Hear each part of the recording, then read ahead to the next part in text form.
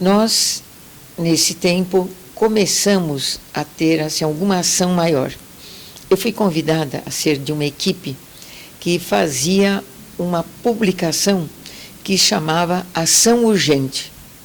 Eu ainda tenho um caderno guardado, que ele era mimeografado, dava um calhamaço de 15, 20 páginas, e nós começamos, o Tom fazia parte, e nós éramos 5 pessoas. A gente reunia nas igrejas que nos abriam espaço, porque reunir fora de igreja era preso. Então, aquele Sagrado Coração de Jesus, que vai pela 9 de julho, antes de chegar a Faria Lima, as freiras dali abriam espaço para nós, faziam comida para nós, davam... Né? Eu já trabalhava na VAPSA, e eu entrava na VAPSA, não, antes na Sandvik, eu entrava na Sandvik 5 da manhã, saía de casa 3h30 da manhã, do Figueira, tomava 2 ônibus e entrava 5 na Sandvik. Ali na Sandvik eu saía às 2 da tarde. Então, 3 horas, sempre, a gente nunca sabia o lugar que ia ser, sabia na hora. Então, marcava o ponto, encontrava e ia para o lugar. E fomos muitas vezes nas salas daquela igreja. O que nós íamos fazer lá? Elaborar esse caderno que ele dizia quantos tinham sido presos, quantos foram torturados, quem foi morto, quem foi exilado, não tinha um órgão de imprensa que divulgasse isso. Não tinha. Não existia ainda o Jornal Movimento, não existia outras publicações. Nós começamos fazendo essa ação urgente. O Tom era o editor lá, o editor, né? E aí nós começamos fazendo 500.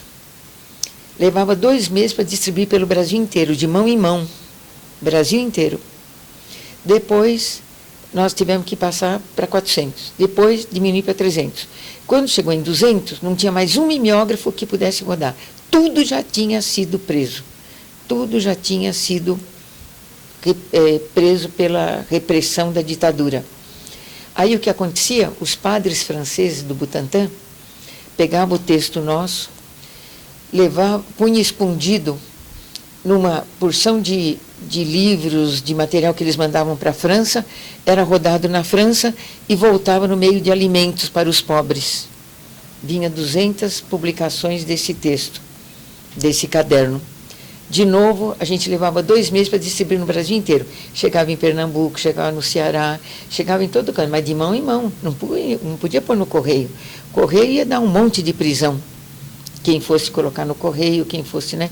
Bom, eu guardei um de relíquia, deve estar nas minhas coisas aí, né?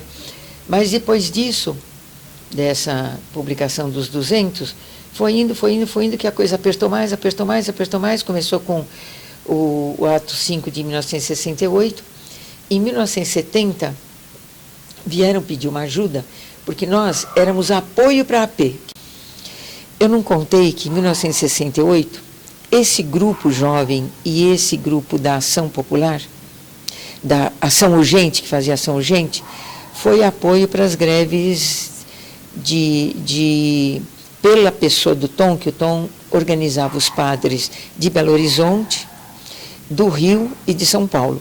São Paulo chegou a ter 300 padres entre arquidiocesanos, que são seculares, e religiosos, carmelitas, os beneditinos, etc., que eram apoio para o pessoal que estava na luta.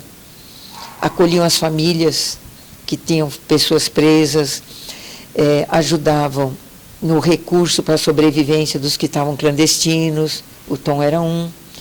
E esse grupo se reunia naquela igreja do Carmo, que fica ali na Martinico Prado, sai da antiga sede do PCdoB.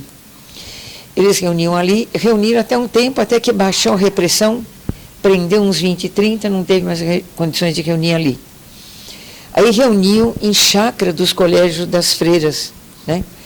Essa resistência organizou também os padres de Belo Horizonte e do Rio. O Tom que ajudou nisso era o Tom, eram mais 2, 3 assistentes da Ação Católica.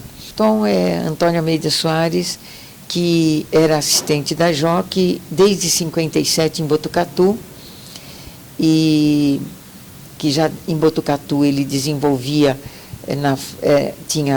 Botucatu tinha fábricas têxteis fortes de 800, 1.000 trabalhadores, que 90% eram mulheres.